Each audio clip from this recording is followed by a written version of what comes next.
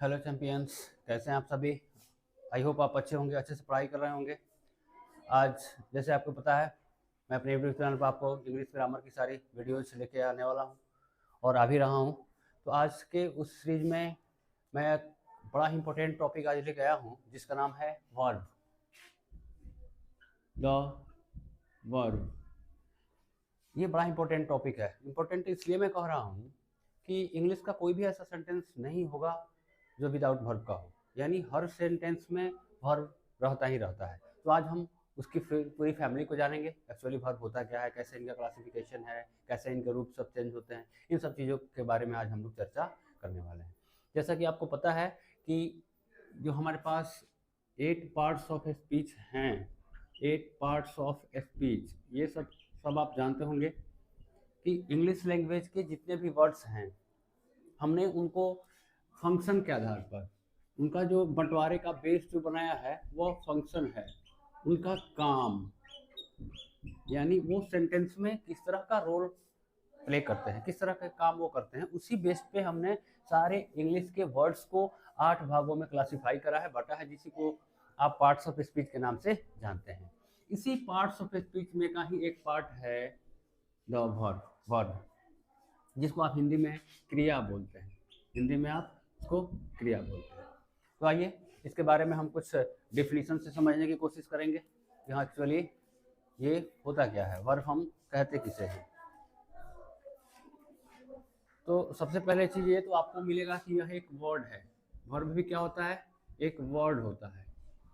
Verb भी क्या होता है, एक वर्ड होता है। तो यह इसका काम क्या होता है, यह किसी एक्शन को या किसी इवेंट को, यानी कहने का मतलब है कि कोई कार्य व्यापार अथवा कोई घटना, इन सबको एक्सप्रेस करता है। पहला चीज़ कि वर्ब क्या एक्सप्रेस करता है, ये इसमें आएगा एक्शन और इवेंट। कोई भी एक्शन मतलब कोई भी काम, जो भी आप काम कर रहे हैं वो एक्शन है।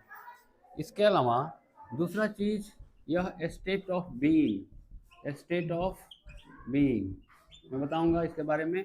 यह किसी व्यक्ति अथवा वस्तु की स्थिति अथवा अवस्था, इन सब को भी एक्सप्रेस करता है। खैर अभी आपको डेफिनेशन से समझ नहीं आ रहा होगा, फिर मैं बहुत सारे एग्जांपल्स लेके आऊँगा, तब जाके क्लियर होगा कैसे वो वर्ब एक्शन को रिप्रेजेंट कर रहा है, कैसे वो वर्ब स्टेट ऑफ बीइंग को बता रहा है। और तीसरी चीज़, एक और काम होता है वर्ब का, वह पोजीशन, या आप इसे यूँ कह सकते हैं रिलेशन, संबंध या अधिकार, इसको भी बताने का काम करता है। तो इतना सारा वर्क होता है एक वर्ब का। तो हम अब इन तीनों को मिला के हम इसको डिफाइन कर सकते हैं कि the verb is a word which is used to express an action, state of being और पोजीशन। यानी वर्ब वह एक शब्द होता है जो किसी एक्शन को रिप्रेजेंट करता है, स्टेट ऑफ बीइंग को रिप्रेजेंट करता है या पोजीशन को रिप्रेजेंट करता है, उसी को एक्सप्रेस करता है, उसे वर्ब कहते हैं। ठीक है, ये तो रहा डेफिनेशन। चलिए अब हम देखेंगे कि सेंटेंस में यह आता कहाँ है। तो उसके लिए मैं आपको बता दूं कि it comes after the subject. Sentence में जो सब्जेक्ट होता है जनरली उसके बाद आता है, जनरली ये सब्जेक्ट के बाद आता है। हालांकि इंट्रोगेटिव सेंटेंस हमारे पास कुछ ऐसे सेंटेंसेज होते हैं जिनमें हम वर्ब को सब्जेक्ट से पहले रखते हैं। बाकी सब जगह आप देखोगे तो वर्ब कहाँ आता है, सब्जेक्ट के बाद। और क्या बतला, ये आके क्या करता है, कुछ असर्ट करता है, कुछ बतलाता है। It tells something about the subject, about the subject. ये क्या करता है, सब्जेक्ट के बाद आता है और सब्जेक्ट के बारे में आपको कुछ इंफॉर्मेशन देता है, सब्जेक्ट के बारे में कुछ आपको बतलाता है। ठीक है, तो डेफिनेशन के अलावा, डेफिनेशन में कोई आपसे पूछे तो आप बताओगे कि verb is a word which is used to express an action, state और पोजीशन। ये तो उसका डेफिनेशन रहा। लेकिन इतना से समझ में नहीं आएगा, तो आप थोड़ा सा एग्जाम्पल से ज़्यादा क्लियर होगा। इसके अलावा आपको वर्ब के बारे में ये चीज़ भी ध्यान रखना है कि सेंटेंस में उसका पोजीशन कहाँ होता है, आफ्टर द सब्जेक्ट, सब्जेक्ट के बाद। फिर सब्जेक्ट के बाद आके वो क्या करता है, वो tells something about the subject, वो सब्जेक्ट के बारे में आपको कुछ बतलाता है। ठीक, एक चीज़ और ध्यान देंगे it may be of single word, यह क्या हो सकता है, इट मे बी, ऐसा हो सकता है, मे पॉसिबिलिटी के लिए बताने के लिए मैंने मॉडल्स का भी एक वीडियो अपलोड कर रखा है जो कि आपको 12th में पढ़ने हैं, मॉडल ऑक्सिलरी वर्ब में, वो भी वर्ब ही है बट वो ऑक्सिलरी वर्ब है। जब इस वीडियो को आप पूरा देखेंगे तो वो समझ में आएगा ऑक्सिलरी वर्ब, ठीक है। अभी आप जानो कि इसका मतलब हुआ it may be of single word, वह एक सिंगल वर्ड का भी हो सकता है और अथवा more than one word, more than one word यानी मोर देन सिंगल वर्ड, वह एक सिंगल वर्ड से ज़्यादा का भी हो सकता है। कहने का मतलब ये रहा कि वर्ब जो होता है ना, वर्ब वो सेंटेंस में सब्जेक्ट के बाद आएगा, सब्जेक्ट के बारे में कुछ आपको बतलाएगा, वह एक सिंगल वर्ड का भी हो सकता है और सिंगल वर्ड से ज़्यादा एक से अधिक वर्ड का भी हो सकता है। तो चलिए इतना चीज़ को पहले समझा जाए, फिर मैं इसको इरेज करूंगा। सबसे पहले ये प्रश्न उठता है कि व्हाट इज वर्ब, वर्ब होता क्या है। तो वर्ब इज वर्ड, वर्ब भी क्या है, एक वर्ड ही है which is use to express an action, जिसका हम यूज एक्शन को एक्सप्रेस करने के लिए करते हैं। फिर स्टेट ऑफ बीइंग, किसी व्यक्ति वस्तु की स्थिति अवस्था को बताने के लिए भी हम वर्ब का यूज करते हैं। एंड पोजीशन या रिलेशन, पोजीशन दिखाने के लिए भी हम इसका यूज करते हैं, ठीक है। देखेंगे हम आप एग्जांपल की तरफ से, बट आपको मैं बता दूं हमारे पास हैज, हैव और हैड, तीन ऐसे वर्ब हैं जो कि पोजीशन को शो करते हैं, एक्सप्रेस करते हैं, ठीक है। उसके बाद आपको पता चला कि यह सब्जेक्ट के बाद आता है, सब्जेक्ट के बारे में हमें कुछ इंफॉर्मेशन प्रोवाइड कराता है, यह एक सिंगल वर्ड का भी हो सकता है और यह सिंगल वर्ड से ज़्यादा का भी हो सकता है। इतना तो रहा आपको वर्ब के बारे में इंट्रोडक्शन। आइए अब इसको हम थोड़ा सा एग्जाम्पल्स के द्वारा समझने की कोशिश करते हैं।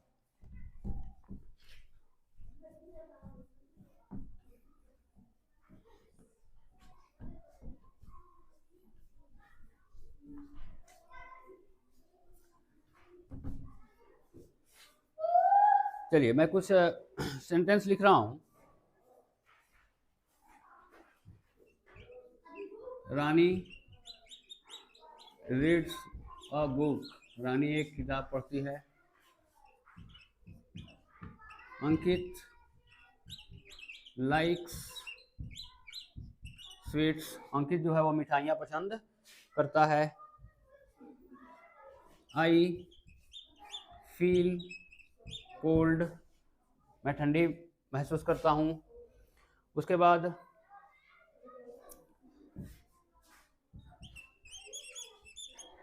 Dasharath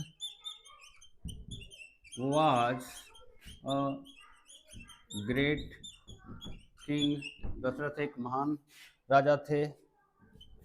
He looks happy, they seem tired, he told me an interesting story. चलिए ये हमारे पास कुछ सेंटेंसेज हैं और इन सेंटेंसेज में हम वर्ब को फाइंड आउट करेंगे और देखेंगे कि वो किस चीज़ को एक्सप्रेस करने के लिए यूज किए गए हैं। तो सबसे पहले अगर सेंटेंस में वर्ब को ढूंढने की बात आए तो मैंने आपको बताया कि यह सब्जेक्ट के तुरंत बाद आता है, जनरली यह सब्जेक्ट के बाद आता है। और सब्जेक्ट कैसे आप पहचानोगे कि सब्जेक्ट कौन होता है। सेंटेंस में सब्जेक्ट को पहचानने का दो तरीका है, या तो वह कोई डूअर ऑफ द एक्शन है या फिर जिसके बारे में हम बातचीत करते हैं।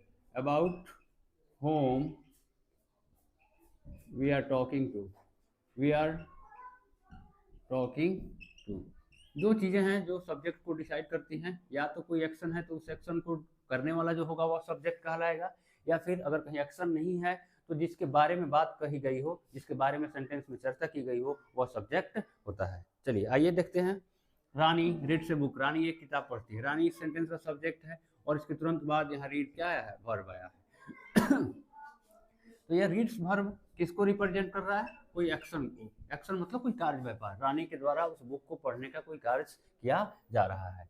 अंकित लाइक्स स्वीट्स, अंकित जो है वह स्वीट्स को पसंद करता है। तो एक्शन ध्यान रखना है कि एक्शन चाहे वो फिजिकली एक्शन हो या मेंटली एक्शन हो, कोई भी एक्शन हो वह वर्ब ही होगा। तो लाइक करना मतलब ये मेंटली एक्शन है, तो यह भी एक्शन को ही रिप्रेजेंट कर रहा है और एक्शन को रिप्रेजेंट कर रहा है, मतलब कि यह वर्ब है। उसके बाद अब देखो, आई फील कोल्ड, सब्जेक्ट यहाँ पे है आई, इसको ऊपर वाले में अंकित सब्जेक्ट था, यहाँ सब्जेक्ट है आई, आई के बाद यह फील वर्ब आया, और यह क्या बता रहा है, एक तरह से एक्सपीरियंस, अपना एक्सपीरियंस या मैं उस तरह का अनुभव करता हूँ, वो एक्सपीरियंस शो कर रहा है। तो वर्ब कहीं कहीं फीलिंग्स को भी शो करने के लिए यूज होता है, अनुभव को। Dasharath was a great king, Dasharath के बारे में बात की गई है, यहाँ तो कोई एक्शन नहीं है, बट दशरथ के बारे में बात की गई है, तो दशरथ क्या है हुआ, सेंटेंस का सब्जेक्ट हुआ, और सब्जेक्ट के बाद वाज आया है, तो वाज यहाँ पे क्या होगा, वर्ब होगा। और यह क्या बतला रहा है, state of being, state of being मतलब यहाँ पे कोई व्यक्ति वस्तु कुछ भी हो सकते हैं। तो यहाँ पे व्यक्ति दशरथ, उनके राजा होने की स्थिति को बताया जा रहा है कि वो राजा थे, उनके स्टेट को बताया जा रहा है। ही लुक्स हैप्पी, यहाँ देख रहे हैं, ही सब्जेक्ट है, इसके तुरंत बाद लुक्स वर्ब आया, और यह भी स्टेट को बतला रहा है, स्टेट को बतला रहा है, ठीक है। दे सीम टायर्ड, वे थके हुए मालूम पड़ते हैं, यह भी उनकी स्थिति बतला रही है कि हाँ वे थके हुए हैं, राइट। ही टोल्ड मी, उसने मुझसे कहा, कहने का यहाँ पे एक एक्शन हुआ है, यह टोल्ड जो है वह एक्शन को रिप्रेजेंट कर रहा है। इस तरह से मैंने जितने भी एग्जाम्पल्स आपको दिखाया है, इन सब में ये जो वर्ब है ना, यहाँ रीड्स वर्ब है, यहाँ लाइक्स, यहाँ फील, यहाँ वॉच, यहाँ लुक्स, यहाँ सीम, यहाँ टोल्ड, ये कहीं ना कहीं एक्शन को, स्टेट को एक्सप्रेस कर रहे हैं। और मैंने आपको पहले ही बात बताया, जैसे मैं सेंटेंस पे लिखूंगा, राम हैज ए काऊ, तो राम यहाँ इस सेंटेंस का सब्जेक्ट है, इसके बाद हैज वर्ब आया है, यह किसको शो कर रहा है, पोजीशन को, यह किसको शो कर रहा है, पोजीशन को। तो पोजीशन को शो करने के लिए हमारे पास हैज, हैव और हैड, तीन ऐसे वर्ब हैं जो पोजीशन को भी शो करते हैं। तो ये सब एग्जांपल से आपने वर्ब को ढूंढना सीख लिया कि सेंटेंस में वर्ब कहाँ आएगा। तो जनरली सब्जेक्ट के बाद आता है, और आकर वह कहीं ना कहीं या तो एक्शन को रिप्रेजेंट करेगा, या स्टेट ऑफ बीइंग को रिप्रेजेंट करेगा, या फिर पोजीशन को रिप्रेजेंट करेगा। कितना चीज़ क्लियर है। इसके बाद चलिए नेक्स्ट स्टेप मैं आपको लिए चलूँगा कि यह कैसे एक सिंगल वर्ड का भी होता है और कैसे एक सिंगल से ज़्यादा वर्ड का भी होता है। अभी के लिए मैं इसको इरेज करना चाहूँगा।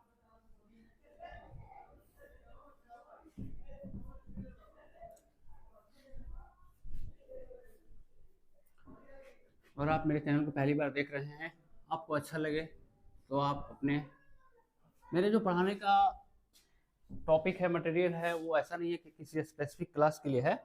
ये वर्ब एक बड़ा इंपॉर्टेंट टॉपिक है, इसको क्लास 4, 5, 6, 7, 8, 9, 10, 12 कंपटीशन लेवल तक के सारे बच्चे इसको पढ़ सकते हैं।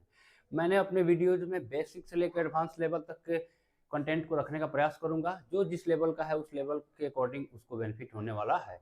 मेरा वीडियो जरूर आपके लिए फ़ायदेमंद होगा, आपके जूनियर्स के लिए, आपके घर में कोई पढ़ने वाले हैं उनके लिए, तो आप मेरे चैनल को सब्सक्राइब करके रखें, आपको कंटिन्यू वीडियोस मिलते रहेंगे।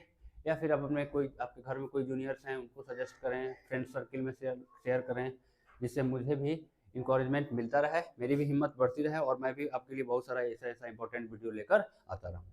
चलिए, मैं अभी बात कर रहा था कि कैसे कोई वर्ड, एक सिंगल वर्ड वर्ब कैसे एक सिंगल वर्ड का भी हो सकता है और एक सिंगल वर्ड से ज़्यादा का भी हो सकता है। आइए थोड़ा सा कुछ और भी एग्जाम्पल से इसको समझने की कोशिश करते हैं। जैसे मैंने लिखा एक sentence, he writes a letter, वह एक पत्र लिखता है। दूसरा मैं लिख रहा हूँ, he is writing a letter, वह एक पत्र लिख रहा है। उसके बाद मैं लिख रहा हूँ, he has been writing a letter for an hour. एक चौथा सेंटेंस लिख रहा हूँ, he will have been writing a letter for an hour। अब देखिए थोड़ा सा इन सारे सेंटेंसेस में मैं वर्ब को फाइंड आउट करने की कोशिश करते हैं। मैंने बताया सब्जेक्ट के बाद आता है वर्ब, ये सारे सेंटेंस में सब्जेक्ट जो है हमने ही रखा है। इसके बाद यहाँ देखो राइट्स वर्ब है, यहाँ इज राइटिंग वर्ब है, यहाँ पे हैज बीन राइटिंग ये पूरा वर्ब है, यहाँ पे विल हैव बीन राइटिंग ये पूरा वर्ब है। तो अब आप देख रहे हो यहाँ पे राइट्स जो है यह सिंगल वर्ड का वर्ब है, यहाँ पे इज एक अलग वर्ड है, राइटिंग एक अलग वर्ड है, यहाँ पे आप हैज फिर बीन, फिर राइटिंग। 3 वर्ड्स का वर्ब देख रहे हैं यहाँ पे, विल, हैव, बीन और राइटिंग। ये 4 वर्ड्स का वर्ब देख रहे हैं। तो आपको वर्ब के बारे में ये भी पता चला कि वर्ब एक वर्ड का भी हो सकता है, एक से अधिक वर्ड का भी हो सकता है। आई होप आपको वर्ब का इंट्रोडक्शन पूरा समझ में आ गया होगा।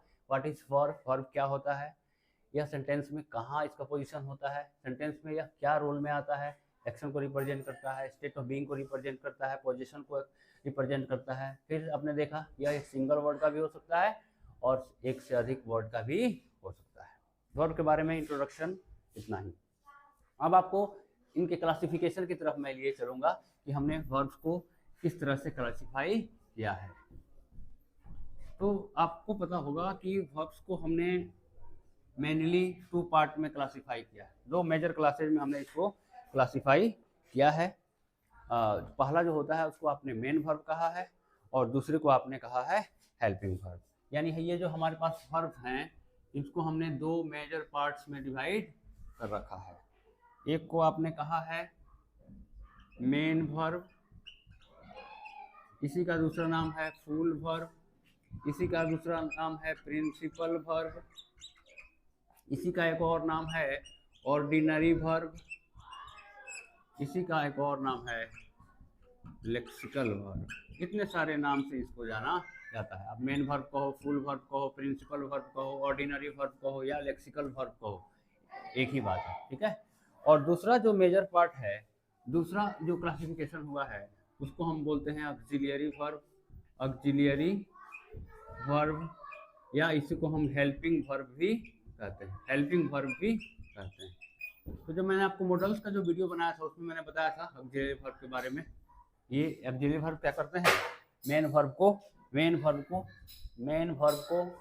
इनको हेल्प करते हैं, किसमें, टेंस में, मूड में, सेंटेंस के नेगेटिव बनाने में या सेंटेंस को इंट्रोगेटिव बनाने में ये मेन वर्ब को हेल्प करते हैं। तो मैंने पूरे वर्ब को कितने पार्ट्स, 2 मेजर क्लासेस में डिवाइड किया है, कितने पार्ट्स में डिवाइड करा है, 2, मेन वर्ब और हेल्पिंग वर्ब। जनरली ये 2 मिलता है, बट इसी का भी नाम फुल वर्ब है, इसी के नाम प्रिंसिपल वर्ब है, इसी का भी नाम ऑर्डिनरी वर्ब है, इसी को हम लेक्सिकल वर्ब के नाम से भी जानते हैं।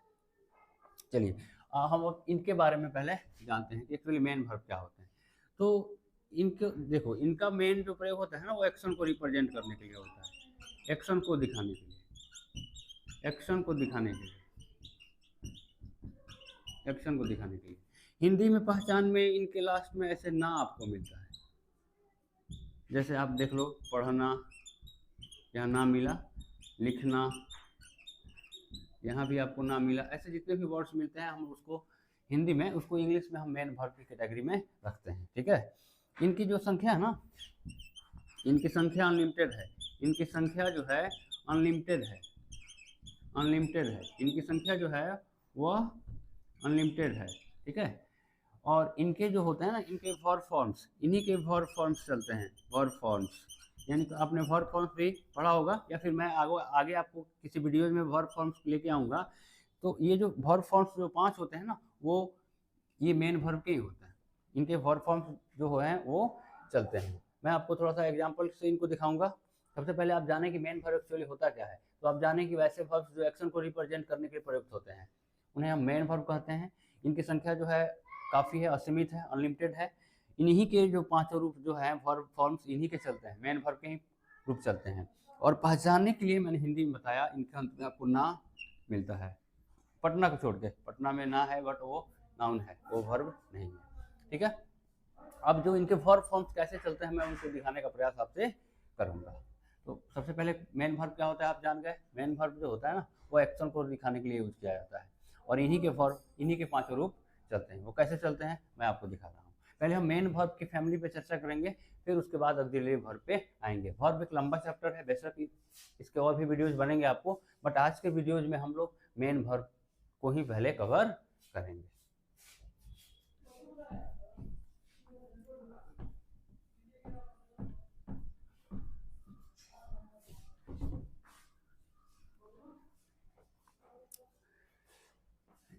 इसको आप फुल वर्ब इधर लिखें, फुल वर्ब, ठीक है। जैसे आप फुल वर्ब में टू के साथ हम लोग दिखाते हैं, जैसे मैं लिख दूंगा टू गो, ठीक है। इसके जो रूप चलते हैं मैं यहाँ दिखाता हूँ। V1, इधर देख लो आप V2, इधर देख लो V3, इधर देख लो V4 और इधर आप देख लो V5। इसी को आप वर्ब 1, वर्ब 2, वर्ब 3, वर्ब 4 और वर्ब 5 के नाम से भी जानते हैं। शॉर्टकट में हम उसको V1, V2, V3, V4, V5 कहते हैं। तो ये रहा आपका फुल वर्ब टू गो के रूप में। तो इसका रूप चलेगा गो, V2 इसका हो जाएगा वेंट, V3 हो जाएगा इसका गॉन, V4 हो जाएगा गोइंग और V5 हो जाएगा गोज। ठीक है। उसके बाद है मान लो एक और वर्ब हमने लिया टू ईट, खाना, फुल वर्ब के रूप में।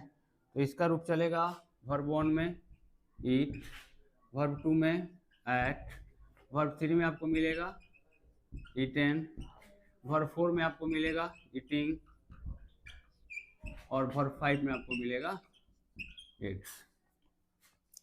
उसके बाद आपको तीसरा एक मैं आपको दिखाऊंगा to write, to write full verb के रूप में। तो इसका V1 चलेगा राइट, V2 इसका होगा रोट, V3 होगा इसका रिटेन, V4 होगा इसका राइटिंग और V5 होगा इसका राइट्स। ठीक है। एक और आपको मैं दिखाता हूँ पुट, मतलब रखना। इसके V1, V2 और V3 एक समान होते हैं। Put, put, put. V4 हो जाएगा इसका पुटिंग और V5 हो जाएगा पुट्स। तो इस तरह से मेन वर्ब के जो है ना, मेन वर्ब के ये वर्ब फॉर्म्स आपको इस तरह से चलते हैं। ठीक है। और एक चीज़ और ध्यान रखना है, सेंटेंस में हम कैसे इसको पता करें। तो आप ध्यान रखेंगे, ये तो आपने उसका रूप देख लिया, ये किसी न किसी वो मतलब जाना, एक्शन को रिप्रेजेंट कर रहा है। इट मतलब खाना, ये कोई एक्शन है। राइट मतलब लिखना, ये भी कोई एक्शन है। तो जो भी एक्शन को रिप्रेजेंट करता है वो मेन वर्ब होता है। लेकिन हाँ, कभी कभी ऐसा भी होता है जब सेंटेंस में एक ही वर्ब हो, जब सेंटेंस में एक ही वर्ब हो, एक ही वर्ब हो। ठीक है। जैसे वहाँ पे ऐसा लिखा जा सकता है I am a teacher, I am a teacher. एक दूसरा सेंटेंस हम लिखते हैं ही इज अ स्टूडेंट। ठीक है।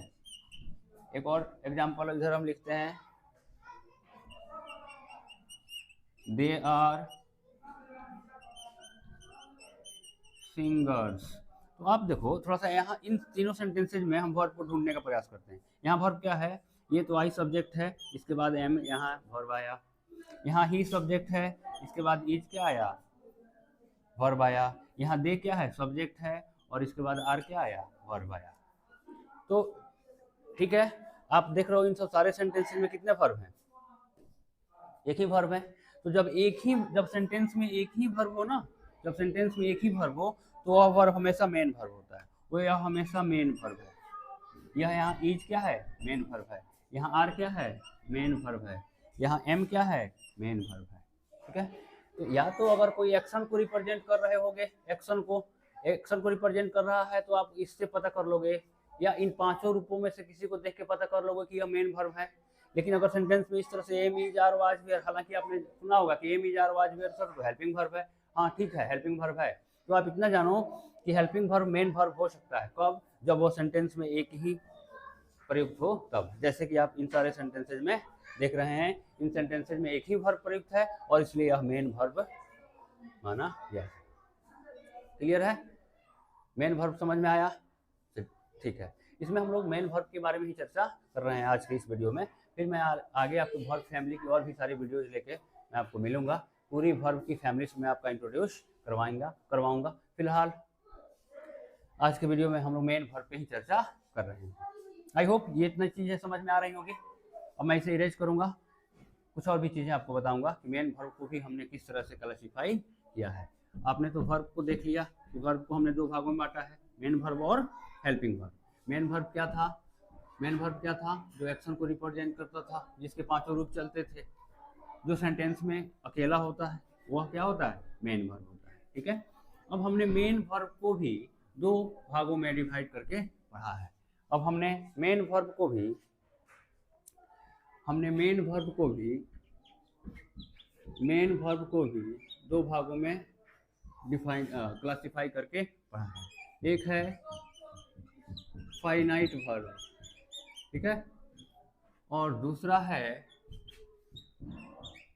Non finite verb. Non finite verb या इसी को आप इनफाइनाइट वर्ब भी कहते हैं, इसी को आप इनफाइनाइट वर्ब भी कहते हैं, ठीक है। अब हम लोग समझेंगे कि भाई एक्चुअली यह फाइनाइट वर्ब क्या होता है और नॉन फाइनाइट वर्ब क्या होता है। चलिए हम लोग इंग्लिश ग्रामर को लॉजिकली पढ़ने का प्रयास करेंगे। एक्चुअली कुछ नाम है तो वह उस तरह का अर्थ कन्वे करता होगा, मीनिंग कन्वे करता होगा, तभी जाकर उसका नाम उस तरह से है। तो फाइनाइट का मतलब होता है लिमिटेड, लिमिटेड यानी सीमित। फाइनाइट का मतलब सीमित, यानी a finite verb is a verb that is limited to the number, person and tense of its subject। आपको पता होना चाहिए कि verb का जो यूज होता है सेंटेंस में वो सब्जेक्ट पे डिपेंड करता है, राइट। तो जो सब्जेक्ट के नंबर, पर्सन या टेंस के अकॉर्डिंग अपने आप को लिमिटेड रखता है, अपने आप को रिस्ट्रिक्ट करता है, या आप इसे ऐसा कह सकते हैं कि a finite verb is a verb that change its forms according to the number, person and tense of its subject। या आप इसे ऐसे कह सकते हैं a finite verb is a verb which agree with the number, person and tense of its subject। कहने का मतलब है कि जो भी वर्ब अपने आप को सब्जेक्ट के नंबर, पर्सन और टेंस के अकॉर्डिंग चेंज कर लेगा, जो अपना रूप चेंज कर लेगा, वह फाइनाइट वर्ब कहलाएगा। और जस्ट इसका अपोजिट समझना है कि जो भी वर्ब अपने सब्जेक्ट के अकॉर्डिंग यानी सब्जेक्ट के नंबर, पर्सन और टेंस के अकॉर्डिंग अपना रूप चेंज नहीं करेगा, वह नॉन फाइनाइट कहलाएगा। कोई दिक्कत? यानी फाइनाइट वो है जो अपने फॉर्म को चेंज करता है, किसके अकॉर्डिंग? सब्जेक्ट के अकॉर्डिंग, उसके नंबर या पर्सन के अकॉर्डिंग या उस टेंस के अकॉर्डिंग, ठीक है। दूसरी तरफ जस्ट उसका अपोजिट सोचना है, जो भी वर्ब सब्जेक्ट के नंबर, पर्सन, टेंस के अकॉर्डिंग अपने आप को चेंज नहीं करता है, वो नॉन फाइनाइट कहलाता है। हम जब इसको एग्जाम्पल से दिखाएंगे तो और भी ज़्यादा आपका क्लियर होगा। सबसे पहले आपको ध्यान में रख लेना है, फाइनाइट मतलब वो अपना रूप चेंज करेगा और नॉन फाइनाइट मतलब वो अपना रूप चेंज नहीं करेगा। क्योंकि वर्ब का प्रयोग हम सब्जेक्ट के अकॉर्डिंग करते हैं तो यह भी अपना रूप सब्जेक्ट के अकॉर्डिंग चेंज करेगा, सब्जेक्ट के नंबर, पर्सन और टेंस के अकॉर्डिंग चेंज करेगा, और ये नॉन फाइनाइट जो है यह सब्जेक्ट के नंबर, पर्सन और टेंस के अकॉर्डिंग अपना रूप चेंज नहीं करेगा। जैसे कुछ सेंटेंसेज को देखा जाए, अगर मैं कहूँ I am a teacher, he is a student, they are singers, you are singers। अब देखिए इसमें जो हमने एम, इज, आर का प्रयोग देखा, ये तो है मेन वर्ब भी, क्योंकि एक ही सेंटेंस में है तो मेन वर्ब होंगे, और मेन वर्ब में है तो फाइनाइट होंगे कि नॉन फाइनाइट, थोड़ा चेक करा जाए, ठीक है। अब यहाँ देखो, यहाँ जैसे सब्जेक्ट मेरा आई था, मैंने यहाँ एम का यूज किया, लेकिन जैसे ही मेरा सब्जेक्ट ही हुआ है यानी थर्ड पर्सन सिंगुलर में आया तो इसके लिए इज हो गया। जैसे थर्ड पर्सन प्लूरल आया इसके लिए हमने वर्ब आर का प्रयोग किया। यानी यहाँ एम, इज, आर अपना रूप सब्जेक्ट के अकॉर्डिंग चेंज किया है कि नहीं किया है? डेफिनेटली किया है। जैसे ही सब्जेक्ट बदला हमारे वर्ब का भी रूप बदल गया। तो ये जो हैं ये एम, इज, आर, ये सभी क्या कहलाएंगे? फाइनाइट वर्ब कहलाएंगे। कौन सा वर्ब कहलाएंगे? फाइनाइट वर्ब कहलाएंगे। आई होप आपको समझ में आ रहा होगा कि वैसे वर्ब जो सब्जेक्ट के अकॉर्डिंग अपने आप को चेंज कर लेते हैं, सब्जेक्ट के नंबर, पर्सन के अकॉर्डिंग या उसके टेंस के अकॉर्डिंग अपने आप को चेंज कर लेते हैं, वो क्या है? फाइनाइट वर्ब है, ठीक है। कुछ और भी एग्जांपल से हम आपको दिखाते हैं। चलिए एक तरफ लिखते हैं, और ही लिव्स इन दिल्ली, वो दिल्ली में रहता है। आई लिव इन पटना, मैं पटना में रहता हूँ। दे लिव इन लखनऊ, वे लोग लखनऊ में रहते हैं। अब थोड़ा सा देखा जाए इसमें, ये लिव्स एक ही वर्ब है, मेन वर्ब होगा। यहाँ लिव, आप देखो लिव लिव लिव्स, इसके रूप चले हैं, यह मेन वर्ब है, राइट। दूसरी चीज, यह सेंटेंस में अकेला ही है तो मेन वर्ब है। और मेन वर्ब का कौन सा रूप है इसको चेक किया जाए, फाइनाइट है कि नॉन फाइनाइट है। अब देखिए, जैसे ही मेरा सब्जेक्ट यहाँ ही था, थर्ड पर्सन सिंगुलर था, तो लिव्स V5 का यहाँ हमने यूज कर लिया। लेकिन जैसे ही मेरा सब्जेक्ट यहाँ फर्स्ट पर्सन सिंगुलर मिला, मैंने इसके लिए V1 का यूज कर लिया। यहाँ थर्ड पर्सन प्लूरल मिला, मैंने यहाँ इसके साथ V1 का यूज कर लिया। मतलब कहने का यह है कि जैसे ही सब्जेक्ट का नंबर पर्सन बदला, यहाँ वर्ब का भी रूप बदला। यहाँ V1 यूज हुआ तो यहाँ V5 यूज हुआ है। तो अब यह जब अपने रूप को चेंज किया है तो फाइनाइट कहलाएगा कि नॉन फाइनाइट कहलाएगा? फाइनाइट कहलाएगा। जो चेंज करेगा अपना रूप वह क्या कहलाएगा? फाइनाइट वर्ब कहलाएगा। तो ये क्या है? फाइनाइट वर्ब है। आई होप आपको फाइनाइट वर्ब समझ में आया। बिल्कुल आया होगा कि वैसे वर्ब्स जो अपने आप को लिमिटेड रखते हैं सब्जेक्ट के नंबर पर्सन या उसके टेंस के अकॉर्डिंग, या जो अपने आप को चेंज करते हैं सब्जेक्ट के अकॉर्डिंग, या जो अब सब्जेक्ट के साथ एग्री करते हैं, उनके नंबर पर्सन जेंडर टेंस के अकॉर्डिंग एग्री करते हैं, वे फाइनाइट वर्ब कहलाते हैं। फाइनाइट वर्ब मतलब आप एक तरह से मैथमेटिक्स की भाषा में उसको वेरिएबल्स बोल सकते हैं, जो चेंज होते रहते हैं। तो इनका भी रूप चेंज होते रहता है, ये फाइनाइट है और मैंने आपको एग्जांपल से दिखाया।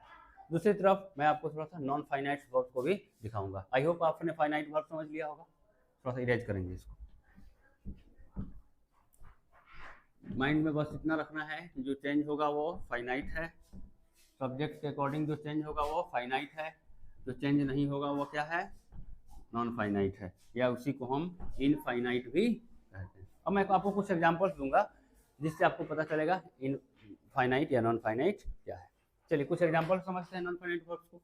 मैं सेंटेंस लिख रहा हूँ, I want to learn English, मैं इंग्लिश सीखना चाहता हूँ।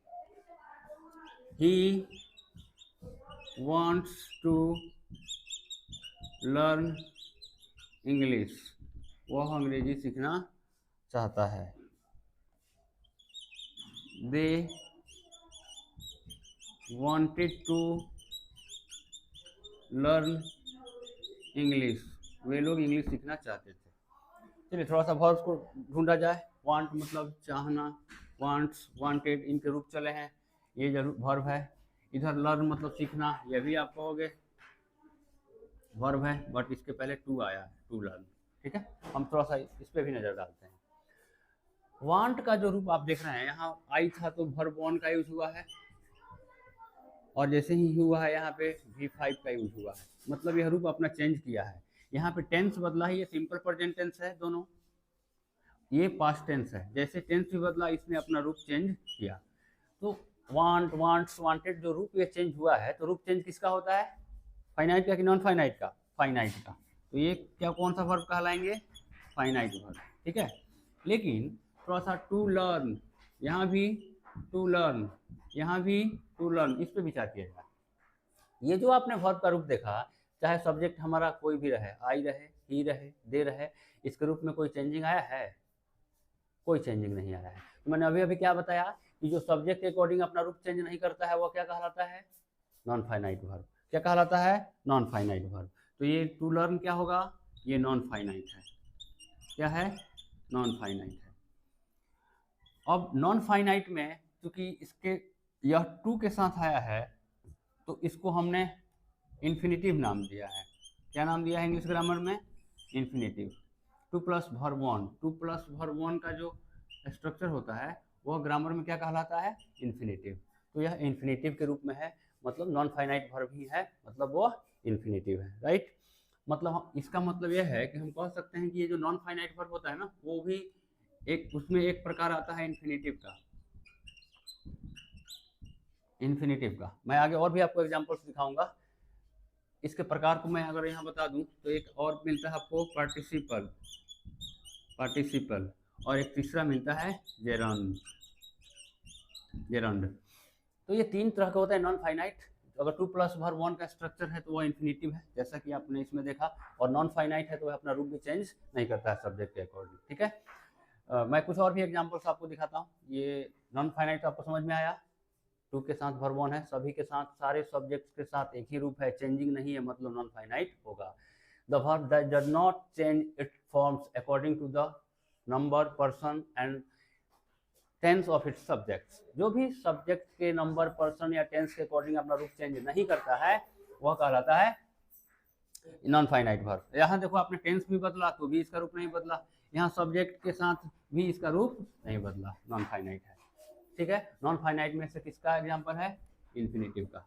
और मैं आपको और भी एग्जाम्पल दिखाता हूँ नॉन फाइनाइट का, जिसमें पार्टिसिपल शामिल होगा, जेरंड शामिल होगा। आइए चेक करते हैं। वर्ब बड़ा ही इंपॉर्टेंट टॉपिक है बाबू, वर्ब को समझना बहुत ही जरूरी है। वर्ब अगर आपका स्ट्रॉन्ग है तो टेंस भी आप पढ़ोगे तो उसमें पता चलेगा tense is the form of a verb. Voice भी पढ़ोगे तो भी उसमें पता चलेगा कि voice is the form of a verb, यानी वर्ब का बड़ा अहम रोल है। वर्ब आपका सही है तो टेंस, वॉइस, सिंटैक्स वगैरह ये सब सारा चीज़ आपका सही होगा। चलिए नॉन फाइनाइट वर्ब को और भी कुछ एग्जाम्पल से समझते हैं। एक एग्जाम्पल है, I love a blooming flower. I love a blooming flower, मैं एक खिलते हुए फूल को पसंद करता हूँ। दूसरा है, he loves a blooming flower. Blooming flower, वह एक खिलते हुए फूल को पसंद करता है। They love a blooming flower, वे लोग एक खिलते हुए फूल को पसंद करते हैं। तो आप यहाँ देख रहे हो सब्जेक्ट के बाद आया वर्ब है, ठीक है, लेकिन ब्लूम मतलब खिलना, उसके साथ आईएनजी वाला रूप, यह भी इसके फॉर्म चले हैं, तो कहीं ना कहीं यह भी आपको वर्ब नजर आ रहा होगा। तो अब आप देखो यहाँ लव का रूप चेंज हुआ है, आई है तो वर्ब 1, ही है तो वर्ब 5, फिर यहाँ सब्जेक्ट दे है तो वर्ब 1, यानी सब्जेक्ट के अकॉर्डिंग अपना रूप यह चेंज किया है। चेंज किया है तो यह कौन सा वर्ब? फाइनाइट। चेंज करेगा तो कौन सा वर्ब आपको? फाइनाइट। और यहाँ देखो ब्लूमिंग, यहाँ भी ब्लूमिंग, यहाँ भी, और इस सेंटेंस में भी ब्लूमिंग। क्या इसके रूप में कोई चेंजिंग है? कोई चेंजिंग नहीं है। तो चाहे सब्जेक्ट हमारा कोई भी हो, इसके रूप में कोई चेंजिंग नहीं हुआ है, और चेंजिंग नहीं हुआ है मतलब यह नॉन फाइनाइट होगा, राइट। और नॉन फाइनाइट में से मैं आगे आपको बताऊंगा, कभी इसका भी वीडियोज बनाऊंगा, पार्टिसिपल का, इन्फिनेटिव का, जिरंड का। अभी आप जानो कि ये पार्टिसिपल है। पार्टिसिपल मतलब आईएनजी वाला फॉर्म, पार्टिसिपल मतलब आईएनजी वाला फॉर्म, ठीक है। और यह वर्ब ही है, बट यहाँ पे काम कर रहा है वो एडजेक्टिव का, ठीक है। यह फूल के बारे में इंफॉर्मेशन दे रहा है, ब्लूमिंग, ये एडजेक्टिव का काम कर रहा है। तो नॉन फाइनाइट वर्ब ऐसे ही वर्ब होते हैं जो एक्चुअली वर्ब तो होते हैं, बट उनका काम नाउन का होता है, एडजेक्टिव का होता है, ठीक है, वो नाउन इक्विवेलेंट होते हैं। तो यहाँ पे आप ब्लूमिंग जो देख रहे हैं वो क्या है? नॉन फाइनाइट वर्ब है। और नॉन फाइनाइट में क्या है? पार्टिसिपल है। आई होप आपको समझ में आ रहा होगा। चलिए अब मैं आपको दिखाऊंगा जेरंड का एग्जाम्पल। ये तो नॉन फाइनाइट में आपने पार्टिसिपल का एग्जाम्पल देख लिया। अब मैं नॉन फाइनाइट वर्ब में ही आपको जेरंड का एग्जाम्पल दिखा रहा हूँ। जैसे जेरंड मतलब ही देखो, वह भी आईएनजी फॉर्म में ही होता है, पार्टिसिपल भी आईएनजी फॉर्म में ही होता है। तो दोनों में डिफरेंस क्या है? ये पार्टिसिपल जो है ना वो एडजेक्टिव का काम करता है, और यह जेरंड जो है वो नाउन का काम करता है। ये दोनों डिफरेंस है। जैसे मैं यहाँ सेंटेंस लिखता हूँ, आई लाइक सिंगिंग, मैं गाना पसंद करता हूँ। ही लाइक्स सिंगिंग, वह गाना पसंद करता है। दे लाइक्ड सिंगिंग, वे गाना पसंद करते थे। तो अब देखो बाबू, यहाँ पे आई सब्जेक्ट है, यहाँ ही सब्जेक्ट है, यहाँ पे दे सब्जेक्ट है। सब्जेक्ट के अकॉर्डिंग यहाँ वर्ब 1 आया है, यहाँ पे वर्ब 5 आया है, यहाँ पे टेंस चेंज होकर वर्ब 2 आया है। तो जैसे ही टेंस चेंज हुआ, सब्जेक्ट चेंज हुआ, इसने अपना रूप बदला कि नहीं बदला? बिल्कुल बदला। यहाँ पे वर्ब 1 है तो यहाँ पे वर्ब 5 हो गया, यहाँ पे वर्ब 2 हो गया। तो रूप बदला तो कौन सा वर्ब? Finite verb. रूप बदलेगा तो कौन सा वर्ब? फाइनाइट वर्ब, ठीक है। लेकिन सिंग मतलब गाना, उसका आईएनजी वाला फॉर्म आप यहाँ देख रहे हो, सिंगिंग। क्या इसने अपना रूप चेंज किया? नहीं। सेंटेंस में ये जो वर्ब आप देख रहे हो, सिंग मतलब गाना, यह भी वर्ब है, और आईएनजी वाला फॉर्म जुड़ा है, तो वर्ब के ही तो फॉर्म जुड़ते हैं। लेकिन यहाँ पे इसका कोई रूप चेंज नहीं हुआ है, चाहे हमारा सेंटेंस का सब्जेक्ट आई हो, ही हो या दे हो, चाहे वो प्रेजेंट टेंस में हो या पास्ट टेंस में हो, इसके रूप में कोई चेंजिंग नहीं हुआ है। जब कोई चेंजिंग नहीं होगा तो वो कौन सा वर्ब? नॉन फाइनाइट वर्ब होगा। और नॉन फाइनाइट वर्ब में यहाँ यह जो है ना, इस लाइक वर्ब का ऑब्जेक्ट है। और ऑब्जेक्ट कौन होता है? या तो कोई नाउन होता है या कोई प्रोनाउन होता है। तो यहाँ पे यह ऑब्जेक्ट का काम कर रहा है, मतलब कि नाउन का काम कर रहा है। नाउन का काम कर रहा है मतलब कि यह यहाँ पे जेरंड का काम कर रहा है। इस तरह से मैंने आपको बताया मेन वर्ब के टाइप्स। मेन वर्ब कितने तरीके के होते हैं? दो, फाइनाइट वर्ब और non finite verb. Finite verb कौन होते हैं? जो अपने रूप को, अपने फॉर्म को सब्जेक्ट के अकॉर्डिंग चेंज करते हैं, टेंस के अकॉर्डिंग चेंज करते हैं, वो फाइनाइट वर्ब कहलाते हैं। और जो भी अपने रूप को, अपने फॉर्म को सब्जेक्ट के नंबर, पर्सन या सेंटेंस के टेंस के अकॉर्डिंग चेंज नहीं करते हैं, वे नॉन फाइनाइट वर्ब कहलाते हैं। बहुत सारा मैंने आपको एग्जाम्पल दिखाया जिसमें आपने फाइनाइट और नॉन फाइनाइट को के बीच के डिफरेंस को देख लिया। आई होप आपको बहुत अच्छे से समझ में आ रहा होगा। अब मैं आपको एक लास्ट टॉपिक आज के इस वीडियो का मैं बताऊंगा कि फिर हमने फाइनाइट वर्ब को कैसे क्लासीफाई किया है। बाबू, जब तक गहराई तक नहीं जाओगे आपको मोती नहीं मिलने वाला है, इसलिए जो भी पढ़ो उसको पूरी गहराई तक पढ़ो, हर चीज़ को जानो, आपके लिए फायदेमंद ही होगा। तो अब थोड़ा सा देखेंगे कि हमारे पास जो फाइनाइट वर्ब है, फाइनाइट वर्ब तो आपने पहचान लिया सेंटेंस में। फाइनाइट वर्ब क्या करता है? वो अपने फॉर्म को चेंज करता है, इसके अकॉर्डिंग, सब्जेक्ट के अकॉर्डिंग। तो यह फाइनाइट वर्ब भी दो तरह का आपको मिलता है, राइट। एक मिलता है ट्रांजिटिव वर्ब, ट्रांजिटिव, और दूसरा मिलता है इंट्रांजिटिव, इंट्रांजिटिव वर्ब। पहला मिलता है ट्रांजिटिव वर्ब, आप ऐड कर सकते हो, और दूसरा मिलता है आपको इंट्रांजिटिव वर्ब। हिंदी में इसको बोलते हैं सकर्मक क्रिया, सकर्मक क्रिया, और इसको हिंदी में बोलते हैं अकर्मक क्रिया, ठीक है। और ट्रांजिटिव, इंट्रांजिटिव को समझने के लिए थोड़ा सा हमें, मैंने अभी जस्ट थोड़ा सा पहले बताया था, ऑब्जेक्ट, ऑब्जेक्ट को समझना होता है। ऑब्जेक्ट मतलब कि कोई एक्शन सब्जेक्ट के द्वारा डन हो जिससे वो अफेक्टेड हो। अगर जो एक्शन से अफेक्टेड होता है या जिस पर एक्शन डन होता है वह होता है ऑब्जेक्ट, ठीक है। तो कोई भी वर्ब जिसको require an object, requires an object, जिसको एक ऑब्जेक्ट की आवश्यकता है, या फिर हम ऐसा कह सकते हैं कि उस वर्ब के बाद कोई ऑब्जेक्ट है, तो वह कौन सा वर्ब है? ट्रांजिटिव है, ठीक है। और जिसको which does not require an object, जिसको एक ऑब्जेक्ट की आवश्यकता नहीं है, या ऐसा प्रतीत नहीं होता है कि हाँ उसके पास ऑब्जेक्ट, उसके बाद ऑब्जेक्ट आना चाहिए, तो वह इंट्रांजिटिव वर्ब कहलाएगा। चलिए थोड़ा सा इसको एग्जांपल से समझते हैं। आप इतना ध्यान रखेंगे कि ट्रांजिटिव मतलब विथ एन ऑब्जेक्ट, ऑब्जेक्ट के साथ, और इंट्रांजिटिव मतलब विदाउट एन ऑब्जेक्ट। जैसे अगर मैं कहूँ Ram sang a song, Ram sang a song, Ram ने एक गीत गाया। He writes a letter, वह एक पत्र लिखता है, ठीक है। एक और सेंटेंस आपको दिखाऊंगा, चीकू लाइक्स, चीकू लाइक्स स्वीट्स, ठीक है। और इस ऑब्जेक्ट का पता करना होगा सेंटेंस में, तो हम व्हाट अथवा whom से क्वेश्चन करते हैं, ठीक है। उसका जो आंसर आता है ना वो ऑब्जेक्ट होता है। जैसे Ram sang a song, Ram ने एक गीत गाया। What, Ram sang what, Ram गाया क्या? ए सॉन्ग, एक गीत। यह आपको ऑब्जेक्ट मिला कि नहीं? मिला। ही राइट्स अ लेटर, वह एक पत्र लिखता है। ही राइट्स व्हाट, वह क्या लिखता है? एक लेटर। तो यह लेटर क्या है? इस सेंटेंस का, इस राइट्स वर्ब का क्या है? ऑब्जेक्ट है। यह ए सॉन्ग क्या है? इस sang वर्ब का ऑब्जेक्ट है। चीकू लाइक्स, चीकू पसंद करता है। व्हाट, स्वीट्स मिठाइयाँ, तो स्वीट्स क्या है, यह ऑब्जेक्ट है।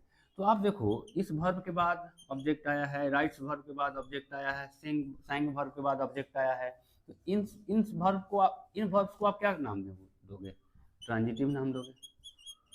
इन वर्ब्स को आप क्या कहोगे, ट्रांजिटिव। क्यों, क्योंकि इनके पास बाद एक ऑब्जेक्ट है। क्लियर। अगर वहीं हम दूसरी तरफ आपको इधर दिखाएं और लिखें कि गुड्डू लाफ्स, गुड्डू हंसता है, गुड्डू लाफ्स व्हाट, गुड्डू क्या हंसता है भाई, इसका कोई रिप्लाई जवाब मिलेगा, नहीं मिलेगा। मतलब यहाँ पे ऑब्जेक्ट का कोई सेंस ही नहीं बन रहा है, नो ऑब्जेक्ट, ऑब्जेक्ट का कोई सेंस ही नहीं बन रहा है। ठीक है। अगर मैं आपसे कहूँ